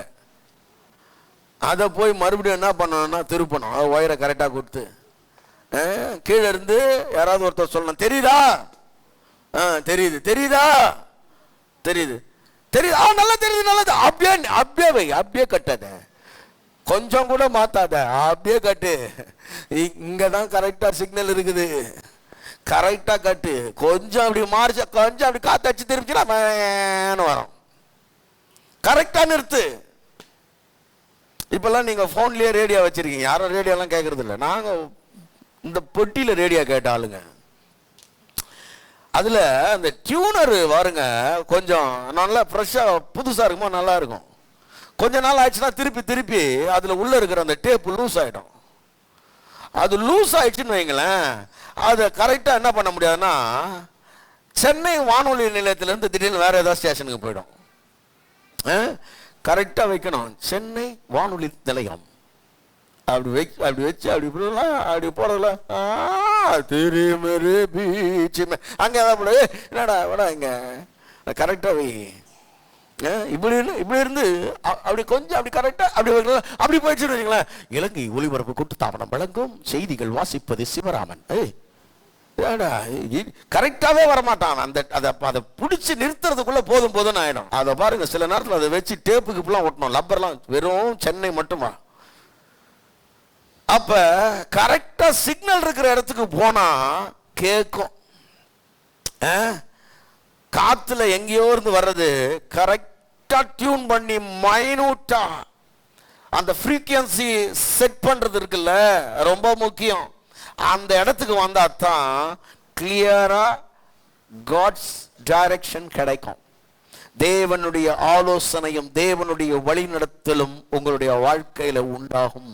எத்தனை பேர் அப்படி ரொம்ப உங்களோட மைண்டை ஷார்ப் பண்ணி, உங்களோட மைண்டை டியூன் பண்ணி தேவனுடைய வழி நடத்தலுக்கு நேராக என்னை குறித்து, என் பிள்ளைகளை குறித்து, என் எதிர்காலத்தை குறித்து, என் வாழ்க்கை குறித்து தேவனுடைய வழி நடத்துதல் உண்டாக வேண்டும் என்று நீங்கள் விரும்புகிறீர்களா? சொல்றாரு, உன் சுய புத்தியின் மேல சாஞ்சிராத. நான் கொண்டதே கோலம், கண்டதே காட்சி, நான் நினைச்சதுதான் சரி, நான் பண்றதுதான் சரி, எல்லாம் எந்துதான் சரின்னு நினைச்சுக்கணும் புடிச்ச புடியில அப்படியே உடும்பு புடி மாதிரி வாழ்க்கை வாழ்ந்துகிட்டு இருக்காத. அது எல்லாம் ரொம்ப ஆபத்து. அப்ப கொஞ்சம் இல்ல, என் காரியத்தெல்லாம் விளக்கிட்டு கொஞ்சம் கவனமா ஆண்டவரே என்னை குறித்து என்ன சொல்லுகிறேன். இல்ல நான் அப்படி ஜெபம் பண்ணி பார்த்தா ஒன்னும் கேட்கல, அமைதியா இரு. கேட்கிற வரைக்கும் கம்முன்னு இரு. எதுவுமே கேட்கலையா, நீ கம்முன்னு இரு, எதுவுமே செய்யாத. எப்படி இப்ப செய்யலாம், ஒன்னும் ஆகாது, எதுவுமே செய்யாத, கம்முன்னு இரு. அப்ப தேவனுடைய வழிகாட்டுதலில் நடக்க உங்களில் விருப்பமா இருக்கிறவங்க நீங்க பாருங்க, இந்த செய்தினால் ஆசீர்வதிக்கப்படுவீங்க. கர்த்தருடைய வழி நடத்தல் உங்களுடைய வாழ்க்கையில உண்டாக. படிச்சிருமா 35:6 படிங்க அப்படியே. உன் சுய புத்தியின் மேல் சாயாமல், உன் சுய புத்தியின் மேல் சாயாமல், உன் முழு இருதயத்தோடும் கர்த்தரில் நம்பிக்கையாய் இருந்து, முழு இருதயத்தோட கர்த்தரில் நம்பிக்கையா இருந்து. கவனிங்க, முழு இருதயத்தோட கர்த்தரில் நம்பிக்கையா இருந்து உன் வழிகளில் எல்லாம் அவரை நினைத்துக்கொள். வழிகளில் எல்லாம், நல்லா கவனிங்க, ஞாயிற்றுக்கிழமை மட்டும் கிடையாது, ஞாயிற்றுக்கிழமை சாயந்தரம் மட்டும் கிடையாது, வழிகளில் எல்லாம் உன் வாழ்க்கை முழுவதும் அவரை நினைச்சுக்க. அப்பொழுது அவர், ஆமா, காலையில எழுந்த உடனே அவரை நினை, நைட்டு தூங்க போறதுக்கு முன்னாடி அவரை நினை, எந்த ஒரு செயலை செய்யறதுக்கு முன்னாடி அவரை நினை, எந்த ஒரு நல்ல காரியமோ எந்த ஒரு புது ப்ராஜெக்டும் செய்யறதுக்கு முன்னாடி அவரை நினை. உன் வழிகளில் எல்லாம் அவரை நினைத்துக்கொள். அவர் தான் பாதை என்ன பண்ணுவார்னா செவைப்படுத்துவார். ஏன் அவரை நினைக்கணும்னா அவர் மாத்திரம்தான் நம்மளை எப்படி நடத்துவாரா? வாசிங்க, ஏசாயா 59:8. ஏசாயா 59:8. சமாதான வழியை அறியார்கள், அவர்கள் நடைகளில் நியாயமில்லை, தங்கள் பாதைகளை தாங்களே கோடலாக்கி கொண்டார்கள், அவைகளில் நடக்கிற ஒருவனும் சமாதானத்தை அறியான். அவைகளில் நடக்கிற ஒருத்தனும் சமாதானத்தை அறியான். நல்லா கவனிங்க, இவன் சுயமா நடக்க அவனுக்கு அந்த பாதையே தெரியாது. இங்க பாருங்க, இந்த 2 வசனத்தை வச்சுங்க, ஏசாயா 59:8 அப்படி வச்சுங்க. நீ சுயமா நடக்க உனக்கு என்ன தெரியாதுன்னா, உனக்கு உன் வழிகள்ல ரொம்ப நியாயம் இல்ல, அவங்க தங்களுடைய பாதைகளை கோணலாக்கி கொண்டார்கள், அவைகளில் நடக்கிற ஒருத்தனை என்ன பண்ண மாட்டான், சமாதானத்தை அறியான். ஆனா இங்க சொல்றாரு, சமாதானமான பாதைகளில் உன்னை நடத்துகிறவர் யார்? அப்ப என் சுயத்துல நான் நடக்கும் பொழுது என்ன ஆகுறதுன்னா, என் வாழ்க்கையில சமாதானம் என்பதே இல்ல, சந்தோஷம் என்பதே இல்ல, நிம்மதி என்பதே தொலைஞ்சு போகுது. எதை செஞ்சாலும் மனசுக்குள்ள ஒரு நிலையான சந்தோஷம் இருக்க மாட்டேங்குது. வாழ்க்கையில என்னைக்கும் போராட்டம், என்னைக்கும் கண்ணீர், என்னைக்கும் கவலை, என்னைக்கும் மாறாத பிரச்சனைகள் என்னை வந்து வாட்டி வருத்துது. காரணம், வழி தவறி போயிருக்கிறோம். வழி சரியா, வாழ்க்கை சமாதானத்தினால் நிறையணும்னா அவர் சொல்றாரு, சமாதான வழியில நடத்துகிறவர் யாரு? உன்னை சமாதானமான இந்த பாதையில் நடத்துகிறவர் யார்? அவரை புடி. சமாதான வழிதான் உனக்கு தெரியலையே, எதை செஞ்சா தான் சமாதானம், எதை செஞ்சா தான் சந்தோஷம், எதை செஞ்சா தான் ஆசீர்வாதம் உனக்கு தெரிய மாட்டேங்குது இல்ல. அப்ப சமாதானமான வழியில நடத்துகிறவரை நீ அண்டிக்கொள். அந்த சமாதான கர்த்தர் உன்னை சமாதானமான வழியில, ஆசீர்வாதமான வழியில, மகிழ்ச்சியோட உன்னை நடத்த அவர் விரும்புகிறார். ஆமென் சொல்லுங்க பார்க்கலாம். அல்லேலூயா. எத்தனை பேர் இந்த வழியில நடக்கிறதுக்கு விரும்புறீங்க? ஆமென், அல்லேலூயா. ஆண்டவர் என்ன நடத்தட்டும், ஆண்டவர் என்ன வழி நடத்தணும்னு சொல்லி விரும்புறவங்க 3 காரியத்தை தெரிஞ்சுங்க. நம்பர் ஒன், நல்லா கவனிக்கணும். நம்பர் 1, நான் தொலைஞ்சிட்டேன், எனக்கு வழி தெரியலன்னு ஒரு ஸ்ட்ராங்கான, ஒரு இருதயபூர்வமான ஒரு எண்ணம் நமக்கு வேணும். எனக்கு நடக்க வேண்டிய பாதை தெரியல. ஏன்னா என்னைக்கு உனக்கு நடக்க தெரியலன்னு நீ அக்செப்ட் பண்ணிக்கிறியோ அன்னைக்கு தான் உன்னை அவர் நடத்துவார். உங்களுக்கு புரியலையா? என்னைக்கு உங்களுக்கு எனக்கு நடக்க தெரியலப்பா, என்னை கரம் பிடிச்சு நடத்துங்க அப்படின்னு நீ உன் கரத்தை அவர் கரத்துல ஒப்பு கொடுக்குறியோ அன்னைக்கு உன்னை நடத்துவாரு. இல்லைன்னா நான் சுயமா எனக்கு தெரியுமே, எனக்கு தெரியுமே, நான் பண்ணிடுவேன் போக போக உன்னை விட்டுறாரு. சரிப்பா நீ தான் போப்பா, உனக்கு தான் எல்லாம் தெரிஞ்சுட்டப்பா, உனக்கு தான் போ. நம்பர் 1 அதை எப்படி சொல்றாருன்னா, ஏசாயா எப்படி சொல்றாருன்னா, இந்த கண்ணு தெரியாதவங்க இருக்கிறாங்களே, கண்ணு தெரியாதவங்களுக்கு பாருங்க, இப்பெல்லாம் கொஞ்சம் நல்ல அவங்கள நம்ம ட்ரெயின் பண்ணிடுறாங்க. ஸ்கூல்ஸ்ல எல்லாம் சொல்லி கொடுத்து அவங்க படிக்கிறதுக்கு, அவங்க நடக்கிறதுக்கு, ரொம்ப கான்ஃபிடென்ட்டாக வாழ்றதுக்கெல்லாம் அவங்க சொல்லி கொடுத்துட்றாங்க இல்லையா? ஆனால் முன்னொரு காலத்துலலாம் இந்த கண்ணு தெரியாதவங்களுக்குலாம் யாராவது ஒருத்தருடைய உதவி வேணும். ஒரு இடத்துல இருந்து இன்னொரு இடத்துக்கு போகிறதுக்கு யாரையாவது ஒருத்தரை அவங்க பிடிச்சிக்கிட்டு என்ன பண்ணுவாங்க, போவாங்க. அவங்கள கை பிடிச்சி ஒருத்தர் நடத்தணும். டோட்டலாக ஒன்றும் தெரியாது, டோட்டல் பிளைண்டு, ஒன்றும் தெரியாது. சொல்றாரு, அந்த மாதிரி உன் வாழ்க்கையில நான் ஒரு டோட்டல் பிளைண்ட் ஆண்டவரே, எனக்கு ஒன்றும் தெரியல, நீங்க என்ன நடத்துங்கன்னு உன்னை ஒப்பு கொடுத்தா உன்னை நடத்துவேன்றார். வாசிக்கலாம் ஏசாயா 42:16 வேகமா படிக்கலாம். அவர்கள் அறியாத வழியிலே நடத்தி. யார? குருடரை. அந்த குருடர்ன்றது யாருன்னு பின்னாடி சொல்றாரு. இப்ப நம்ம அதுக்குள்ளெல்லாம் டீப்பா போறதில்ல, நான் வரேன், பின்னாடி வரேன். அதுக்கெல்லாம் நம்பர் 1, இந்த குருடர்ன்ற வார்த்தைக்கு அந்த பொருள் என்னன்னா, ஆண்டவரே எனக்கு என்ன பண்றதுன்னு ஒண்ணுமே தெரியல ஆண்டவரே, நான் பிளைண்டா இருக்கிறேன் அப்படின்னு அக்செப்ட் பண்ணிட்டீங்கன்னா போதும். முதல்ல சொன்ன மாதிரி எனக்கு வழி தெரியல, நான் தொலைஞ்சிட்டேன் அப்படின்னு தெரிஞ்சதுன்னா ரொம்ப சந்தோஷம். இப்ப தொலைஞ்சிட்டேன்னா நீ இருக்கிற இடத்துலயே இரு, தொலைஞ்சவன் நீ அங்கே இரு, நீ மூவ் பண்ணாத, உன்னை நான் நடத்துறேன்றார். குருடரை அவர்கள் அறியாத வழியில, அல்லேலூயா, அவர் உன்னை தேடி வந்து உன் கரத்தை பிடிச்சு நீ இருக்கிற இடத்துல இருந்து நீ அறியாத வழியில, தெரியாத பாதையில உன்னை கர்த்தர் கரம் பிடிச்சு நடத்தி உன்னை கைவிடாம, நல்லா கவனிங்க, உன் கையை விடாம உன்னை பற்றி நடத்துறேன்னு கர்த்தர் சொல்றாரு. அல்லேலூயா. அப்ப நம்பர் 1 நான் ஆண்டவரே குருடா இருக்கிறேன் ஆண்டவரேன்னு சொல்லி உங்க மனசு சொல்லணும்னா, இன்றைக்கு இந்த காலை வேளையில உன் கரத்தை கர்த்தர் பிடிக்கிறதுக்கு ஆயத்தமா இருக்கிறார். எனக்கு ஒண்ணுமே தெரியல ஆண்டவரே, எனக்கு சரியான டைரக்ஷனே தெரியல ஆண்டவரே, நான் என்ன சரண்டர் பண்றேன். ஒரு குருடனை போல என் கரத்தை, என் எதிர்காலத்தை, என் பிள்ளையோட வாழ்க்கைய, என் திருமண காரியத்தை, என் வேலைய எல்லாத்தையும் ஒப்பு கொடுக்கிறேன், நீங்க என்ன நடத்துங்கன்னு சொல்லி உன்னை சரண்டர் பண்ணா கர்த்தர் உன்னை நடத்த வல்லவர். 1. நம்பர் 2, இந்த உலகத்துல நான் சொல்றேன், எந்த மனுஷனோ அல்லது எந்த மார்க்கமோ இந்த தேவனை போல சிறந்த வழிகாட்டியா உனக்கு இருக்க முடியாது. இவர் மட்டும்தான் பெஸ்ட். ஆமென் சொல்லுங்க பார்க்கலாம். அவரை மட்டும் சார்ந்து கொள்ளுங்க. அவரை போல பெஸ்டான கைட் வேற யாருமே கிடையாது. 2 வசனத்தை வாசிப்போம். அதனால தான் அவர்கிட்ட உங்களை ஒப்பு கொடுக்க சொல்றேன்.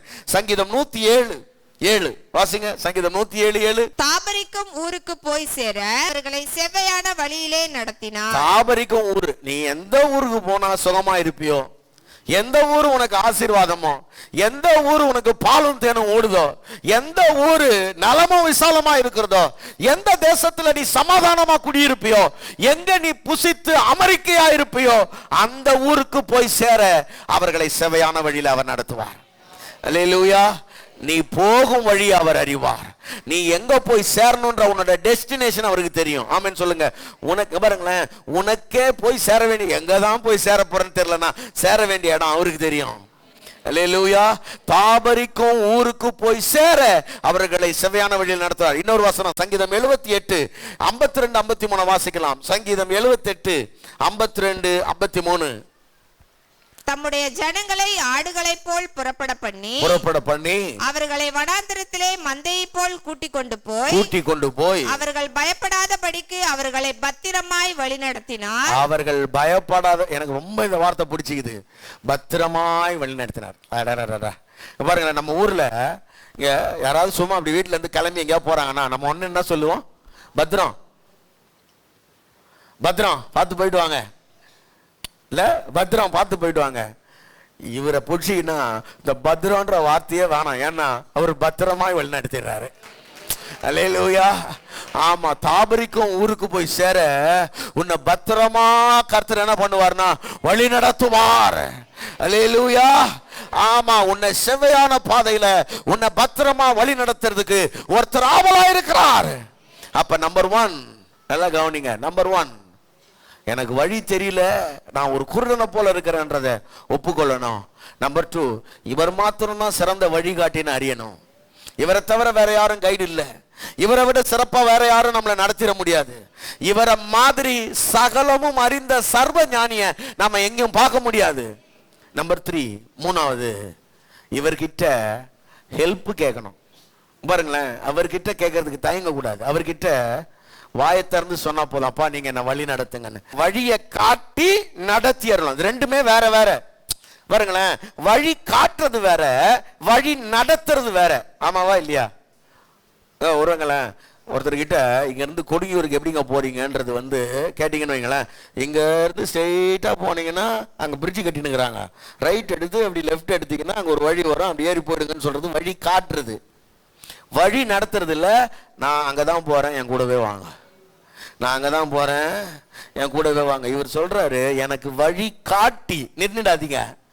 ஏன்னா போற வழியில எனக்கு என்ன ஆயிடும், நான் எங்க குழம்பிடுவேன், கன்ஃபியூஷன் ஆயிடுவேன். நான் ரைட் எடுக்கிறதுக்கு லெஃப்ட் எடுத்துருவேன், லெஃப்ட் எடுக்கிறதுக்கு ரைட் எடுத்துருவேன். என்னை நடத்தி அருளும்.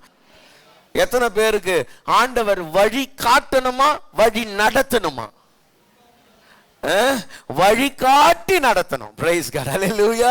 வழிகாட்டி நடத்தணும். அப்படி விரும்புனீங்கன்னா கொஞ்சம் இல்ல, உங்க சுயத்தெல்லாம் ஓரமா வைக்கணும். இனி நான் என் விருப்பப்படி ஒன்றும் செய்ய மாட்டேன், என் மனம் போன போக்கில் போக மாட்டேன், அவர் எனக்கு காட்டுற வழியில நடக்கிறதுக்கு என்ன ஒப்பு கொடுக்குறேன்னு சொன்னீங்கன்னா உங்க வாழ்க்கையில நான் சொல்றேன், இந்த 26 எப்படி ஆசீர்வாதமா மாறப்போகுதுன்னு பாருங்க.